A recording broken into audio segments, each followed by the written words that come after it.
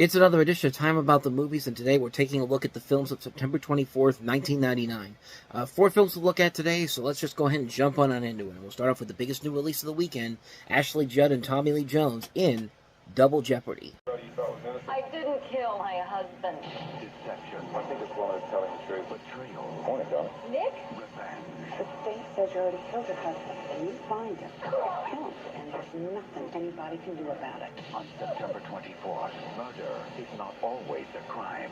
Tommy Lee Jones, Ashley Judd. I could sit you in the middle of Mardi Gras and they can't touch me. Double Jeopardy. They do something. Prosecution rests. Rated R. Friday, September 24th, everywhere. So the story here is that you have Bruce Greenwood playing Nick Parsons, who appeared to be murdered by his wife, Libby, played by Ashley Judd. She's tried and convicted, and 6 years later, Libby is paroled and pursued by a parole officer played by Tommy Lee Jones as she sets out to find her son and settles the score with Nick. And so the whole idea of the film is that it's supposed to be about Double Jeopardy, the thing where the whole idea of Double Jeopardy... This is probably the main reason why this movie does not work, because I can read it off of your Wikipedia, because it'll sound better coming from there, from my mouth, but according to this, the misinterpretation of the concept of Double Jeopardy. The film incorrectly implies that the Double Jeopardy clause of the Fifth Amendment gives somebody a free pass to commit a subsequent crime if they're wrongfully convicted. As the newspaper columnist Straight Dope pointed out, a crime for Double Jeopardy purposes consists of a specific set of facts. Change the facts and you've got a new crime. No one would believe that a person convicted of beating Richard Roe to a pulp on December 8th could avoid another conviction for tracking down poor Rich in February for wailing on him again. In the case of homicide, which cannot naturally be committed against the same person twice, it may give the impression that the first wrongful conviction would preclude a factually correct second one.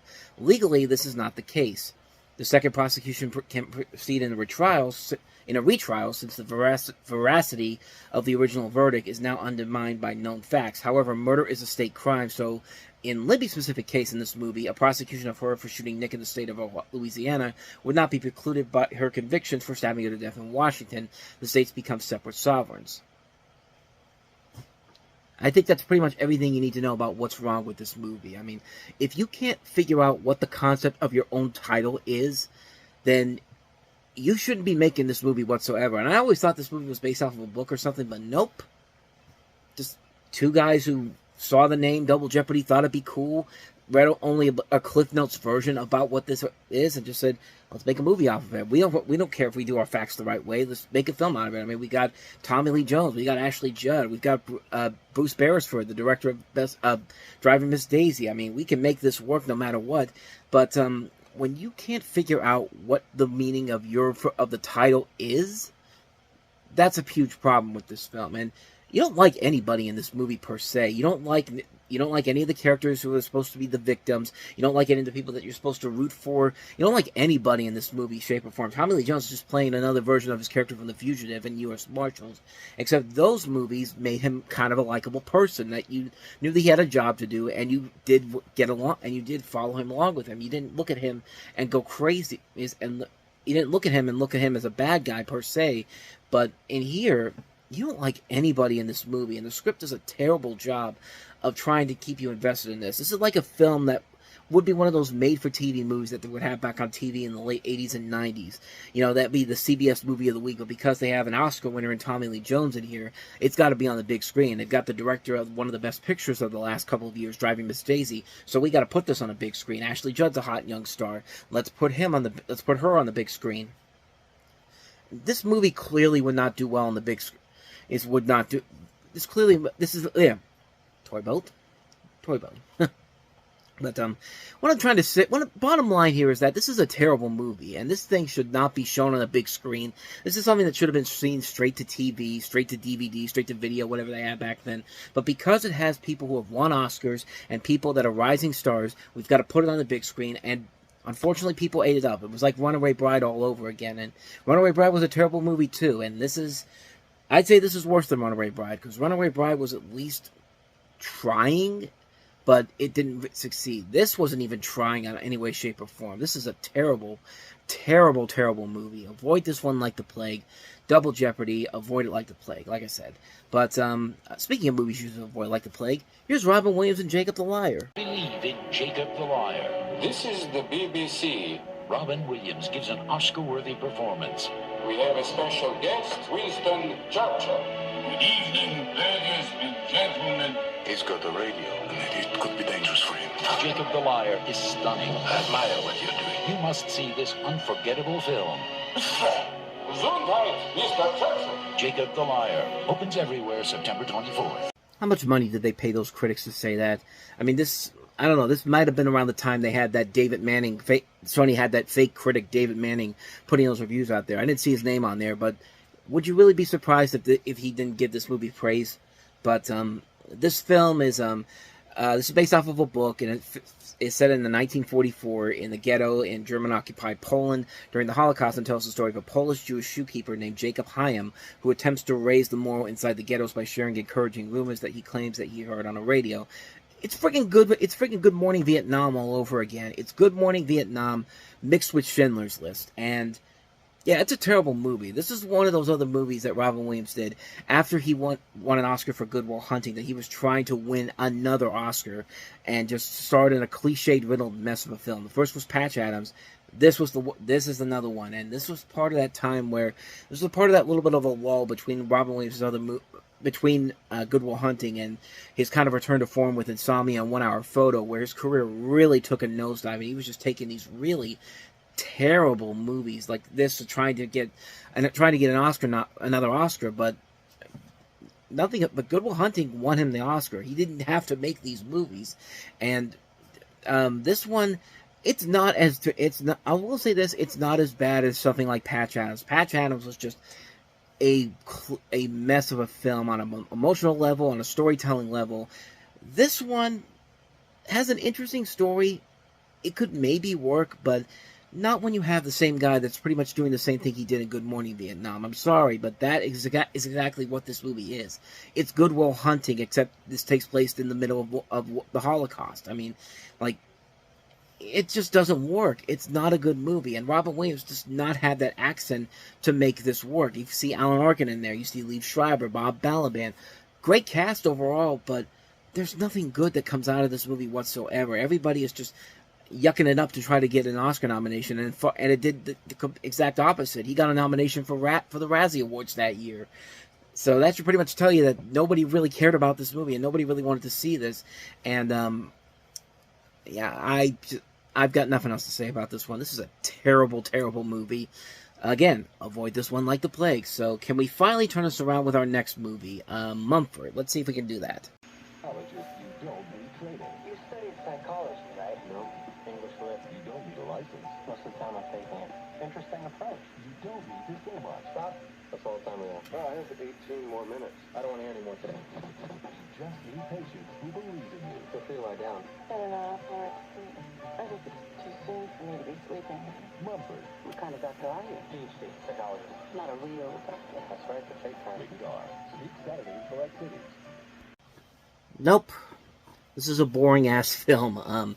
You have a small town with a new psychiatrist played by Lorne Dean, because they were trying to make him a big name. Billy Bathgate back almost 10 years prior to this, and apparently he had the benefit of starring in some films such as Apollo 13 and How to Make an American Quit, where I guess that kind of gave him a little bit of a push in his career. But he's given offbeat advice to the neurotic residents. Both the psychiatrist and the town are also named Mumford.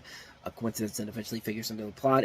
You also have Hope Davis, Jason Lee, Alfred Woodard, Mary McDonnell, Martin Short, David Paymer, Ted Danson. Zooey Deschanel makes her film debut in this. But other than that, though, this is a pretty boring film. I mean, this is just like, imagine if they tried to do Dr. Katz in real life, except you don't have as many interesting stories going on, and it's not animated like Dr. Katz is, and not funny. That's exactly what this movie is. This is a bland, boring movie that has nothing about it whatsoever. And it's another one of those movies that has those insane budgets, like $28 million. Where the hell did you spend $28 million on this movie? And sadly, this was the point where Lawrence Kasdan, who had started his career off on a high note, writing the Raiders of the Lost Ark, The Empire Strikes Back, directing Body Heat, The Big Chill. His career really took a nosedive starting with this film, and then after this he did Dreamcatcher, and then he never really rebounded after that. And it's a shame, because he's a good director, but man, this is a boring movie. If you need to have something to make this stand out more, but all this movie has is, oh, look at these different celebrities, look at these different celebrities. Hey, there's Sam from Cheers. There's Earl from My Name Is Earl. Like all these different people. If they had a point to them, give them something to do, maybe you could have something here. But you expect more from Lawrence Kasdan. You expect more from the people involved in here. It's a boring movie, man. This is just a mess of a film, and I think I pretty much said everything that needs to be said about this one. So that's Mumford, and this is a pretty rotten week because our last film is Dennis Rodman in Simon Says.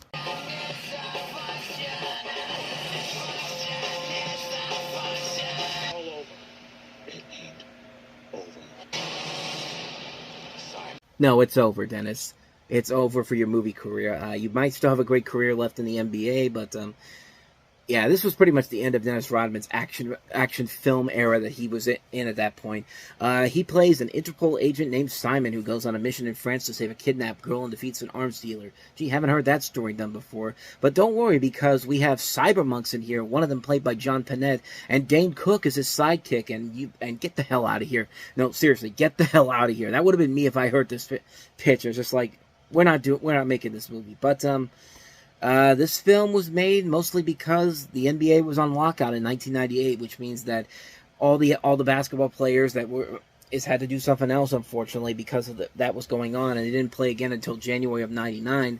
So Dennis Rodman made this and basically said the work stoppages that temporarily put on hold Rodman's commitments to the league. So he said that he'll do this film, but this is another one of those stupid movies. This is a movie that you've seen done to death. If Dane Cook is your sidekick in this movie, in an action film like this, and you're supposed to be taken as seriously as this movie wants you to make him be like, it's not going to work. Like, you're not Brian Bosworth. When Brian Bosworth made Stone Cold is a terrible movie, but that's a film that knew it was so bad it's good. It's one of those guilty pleasure movies that, like, Brian Bosworth is not that great of an action star, but he was one of the.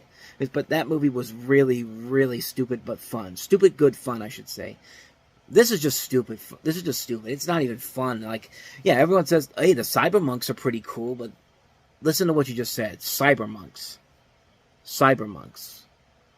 I mean, I'm just kind of ranting. I'm just kind of rambling on here because really, this is not a good movie. I keep hearing people talking about this as a so bad it's good type of film, but no, this is just a so bad it's bad movie. Like, Speed 2 is a so bad it's good movie. The first Space Jam is a so bad it's good movie. Stone Cold is a so bad it's good movie. This is one of those movies that's just flat out terrible right from the get-go. It was clearly made because Dennis Rodman didn't have anything else to do because he couldn't play basketball. So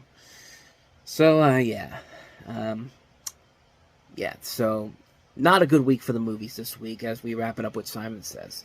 But we do at least turn it around with the next episode we do. Next weekend's movies are much better than the ones we had to look at this week. So tomorrow we'll take a look at he's probably the best movie of this pack here. George Clooney, Mark Wahlberg, and Ice Cube, and David O. Russell's Three Kings. We also have Melissa Joan Hart and Adrienne Grenier from Entourage and Drive Me Crazy, The Adventures of Elmo and Grouchland, and Jay Roach's Mystery Alaska, a movie that you probably didn't even know that the director of Austin Powers made, but that's one of the movies we'll look at next time. So 4 films to look at next time.